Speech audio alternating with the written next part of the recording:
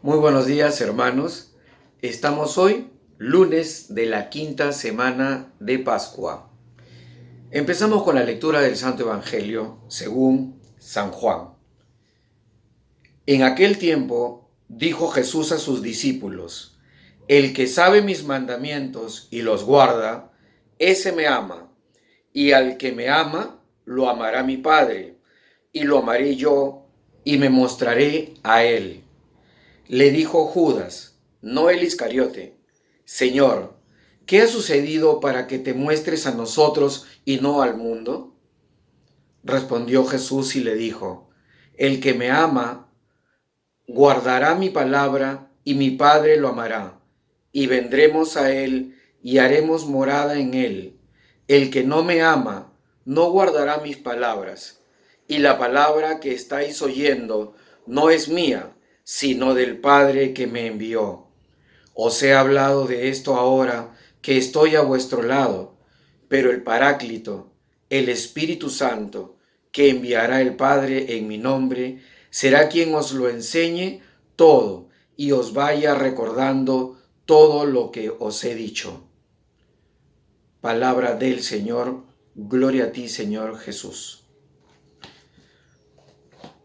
Hoy seguimos en el capítulo 14 del Evangelio según San Juan. Recordemos que el viernes leímos el 14, capítulo 14, los primeros 6 versículos. El día sábado pues fue del versículo siguiente, 7 al 14. Ahora nos saltamos un poquito y estamos reflexionando sobre los versículos 21 al 26. Seguimos en este capítulo 14, que es ese discurso, esas palabras del Señor luego de la última cena, previo a su pasión, ¿no? El Señor está diciendo algo que nos debe ser de mucha, mucha utilidad en todo momento y es como un fundamento de nuestra fe. El Señor nos dice textualmente: el que sabe mis mandamientos y los guarda, ese me ama. Y al que me ama, lo amará mi Padre y lo amaré yo y me mostraré a él. Por partes.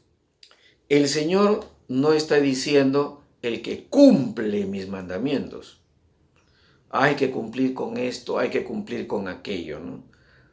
Tenemos un libro pues enorme, lleno de normas, y entonces hay que respetar la norma A, inciso B, numeral 47, variante tal, no. Y bueno, tengo que cumplir porque si no me cae un castigo, ¿no? Esa manera de creer, esa manera de cumplir los mandamientos, no corresponde a un verdadero espíritu católico, un espíritu cristiano. Nosotros lo que profesamos es fundamentalmente amor. El amor que el Señor nos infunde, y que ese amor tiene que ser por nosotros recepcionado también amorosamente para amar al Señor y amar al prójimo como Él mismo nos lo está diciendo. Y esta es la clave de la felicidad. El hombre no encerrado en sí mismo, sino el ser humano abierto hacia los demás. Un ser humano que no se agota en sus propios fronteras, predios, sino que trasciende, que sale de sí. Solamente con este concepto podemos entender que el egoísmo sería, por ejemplo, y por excelencia, el egoísmo sería aquello que nos va a bloquear el poder entender las palabras del Señor. El Señor por eso no dice el que cumple mis mandamientos, el que es buen obediente. No, nos está diciendo el que guarda mis mandamientos. Uno podría interpretar este guarda como el que obedece, como el que cumple, como el que observa, ¿no? Está bajo la observación permanente de los mandamientos y de una manera judicial. Guarda se utiliza, por ejemplo, cuando nuestra Santa Madre, ¿no? Nuestra Santísima Virgen María, cuando no entendía algo, ella lo guardaba en su corazón, No hemos leído eso en el primer capítulo de Lucas, por ejemplo, ¿no? Cuando ella no entiende, ¿no? Cuando él se pierde, le dice, porque la buscan, yo estoy haciendo las cosas de mi padre. Ella no lo entendió claramente y los guardaba, esas y muchas cosas, en su corazón, ¿no? El término guardar, estamos hablando de su acepción, su concepto básico, fundamental, raíz, que es, ¿qué cosa guardamos? Lo que es valioso. Guardamos aquello que significa un tesoro para nosotros. Este tesoro puede ser material, obviamente, pero también hay muchos tesoros inmateriales. Atesoramos en nuestros recuerdos el amor tan grande que tenía nuestra madre, por ejemplo, ayer que hemos estado celebrando el Día de las Mamás, ese amor tan grande que tenía por nosotros cuando, por ejemplo, estaba en vida y ahora no lo está, o cuando está en vida, cuando éramos chiquitos, no nos acordamos cómo nos cuidaba, cómo nos aconsejaba, cómo nos apoyaba, cómo nos comprendía, cómo ella era nuestra primera fan, ¿no? Del club de fans, la mamá, la fundadora. Entonces, esos recuerdos bellos con nuestros hermanos, con nuestros amigos de colegio, ¿no? Hacemos una asociación, nos juntamos y recordamos aquellos momentos que guardamos en nuestra memoria, en nuestro corazón, en nuestro ser. Este tesoro viene siendo luego parte fundamental de nuestra vida. Reaccionaremos como ese tesoro, actuaremos como ese tesoro, seremos según lo que hemos guardado como atesorado en nuestro corazón. El Señor se refiere a eso. El que guarda, el que atesora, el que reserva, el que mantiene, el que permanece todas estas cosas en su corazón, ese es el que está demostrando un amor verdadero, auténtico por mí, a su medida, porque es un ser humano. El Señor es el amor por excelencia. Entonces nosotros, como respuesta a ese amor, lo amamos tanto que todo lo que Él nos dice lo atesoramos y lo encarnamos, lo vivimos, lo recepcionamos con amor para vivirlo a su vez con amor. Fíjense todo lo que guarda el concepto guardar, todo lo que significa el concepto guardar, para que no tenga nadie la idea de el cumplir con voluntarismo y con empeño un conjunto de normas que si no, el fuego eterno. No, es abrirse a un amor inconmensurable y atesorar cada una de las cosas bellas, hermosas y amorosas que nos da Dios, nuestro Creador. A eso se refiere. Dice además, en esta misma frase el Señor, que aquel que me ama y que está guardando mis mandamientos, entonces mi Padre, yo lo amaremos y yo me mostraré a Él. El Señor, si nosotros guardamos con amor sus mandamientos, entonces Él nos muestra su rostro. Y luego más abajo nos dice, vendremos a Él, a esa persona que nos ama y que guarda los mandamientos, y haremos morada en Él, viviremos en Él. O sea, vivirá en ti, hermano, en mí también, en todos nosotros. Vive ¿cuándo? Cuando estamos en gracia. ¿Qué es estar en gracia? Estar en amistad con el Señor.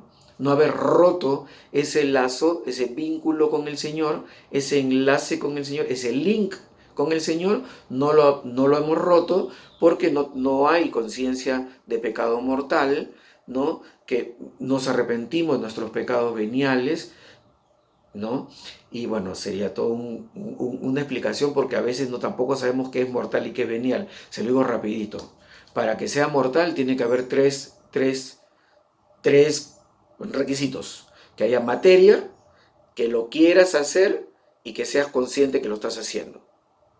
O sea, la materia misma del pecado es un pecado porque en el fondo esa acción está mal hecha.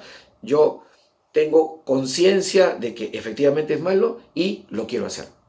Si le falta un componente, no tengo la intención, se convertirá en venial. Entonces, ojo, robar $1.000.000 o robar un centavo es igual a un pecado mortal, porque tienes la materia, tienes la intención y sabías que era malo. Habrá agravantes y atenuantes. No es lo mismo robar 1.000.000 que un sol. Obviamente el daño puede ser mayor o menor, pero en esencia es mortal, ¿no? Entonces, rapidísimo habiendo aclarado esto, cuando nosotros estamos en gracia, cuando tenemos esta conciencia de no tener pecado mortal y por lo tanto estamos en gracia, estamos en relación amistosa con el Señor, entonces es que Él habita en nosotros. Mora, Él nos dice hoy día, vendremos a Él y haremos morada en Él. ¡Qué hermoso! Pero qué distinto es esto a, por ejemplo, lo que nos ofrece el mundo. Con esto quiero hacer una explicación muy rápida otra vez de qué te ofrece el mundo. Como el mundo te ofrece, el mundo se agota en la materia, entonces generalmente, siempre, su mensaje es materialista. Es decir, lo que el mundo te va a decir es, como les decía el sábado, ¿no? Estad con la gente que te quiere, agradece al que te da y busca lo bueno, no encuentres lo malo y rodéate, como que abastécete de cosas que a ti. Es decir, decíamos que fomentaba el egoísmo. Lo que el mundo, por ejemplo, ahora que vas a un psicólogo, que me perdonen mis hermanos psicólogos, pero cuando son católicos tienen que tener en cuenta algunos detalles, ¿no?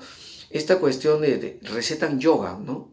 Señor, para que usted se relaje, haga yoga, ¿no? Bueno, cuando estás haciendo yoga, no solamente son los ejercicios, las posiciones, sino el saludo, el namaste, los mantras, que son, ¿cómo se llama? Esos sonidos, ¿no? Digamos, el mudra, que son las posiciones de las manos, todas son invocaciones a deidades que no son, por supuesto, Dios. Estás invocando de repente sin querer y estás fundamentado en una filosofía que también guarda una espiritualidad determinada, que no es, si eres católico y eres cristiano, no es esa tu fe. Entonces estás invocando a la diosa Shiva o estás invocando otras cosas y finalmente esto ¿a qué te lleva? Lo que se quiere lograr con la meditación trascendental es encontrarte con tu yo, o sea, para que te encuentres tú mismo, ¿no? Ellos hablan de que amplíes tu conciencia, ¿no? Tu conciencia de ti mismo, o sea, tú, yo. Qué malévolo, ¿no? Pero claro, cuando no te das cuenta, bueno, lo haces porque sale en la televisión, porque sale hasta en los programas del Estado, recomiendan las meditaciones y todo. Bueno, ya está como sembradito, pues, en el mundo para convertirte en un egoísta, en un perseguidor del éxito, pero basado no solo en tus propias fuerzas, sino utilitaristamente usando al resto para hacerte a ti feliz, como si esa fórmula funcionara. Esa fórmula no va a funcionar nunca, porque por definición el hombre es un ser para trascender. Por eso que es un hombre que vive en comunidad. No solo para que la comunidad te sirva, sino para que tú te des a la comunidad. Es un intercambio que el Señor ya lo pone de modo perfecto, un intercambio de amor. Entonces, fíjense la diferencia, para resumir, que existe entre que por una relación de amor con el que nos amó primero, uno tiene la presencia de Dios dentro de sí, uno se llena de Dios y no se llena de uno mismo, porque llenarse de uno mismo es como reciclar tu propio estiércol, perdonando la palabra, por favor, pero ¿cómo se puede hablar para que se pueda entender? Es darle vuelta a la propia basura. Uno tiene que más bien sacar todo eso y llenarse de Dios, porque allí está el verdadero amor, allí está la verdadera sabiduría, allí está la verdadera inteligencia, llenarse de Dios. ¿Para qué? Para ser feliz, ¿no?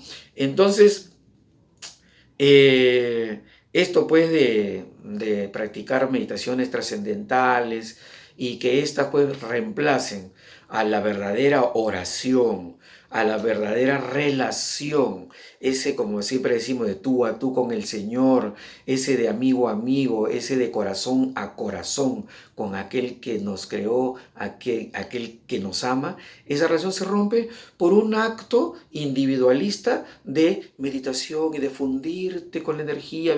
Eso es absurdo para alguien, un bautizado que cree y que permanece en Dios. Los que todavía no se han dado cuenta, hay que rezar mucho por ellos.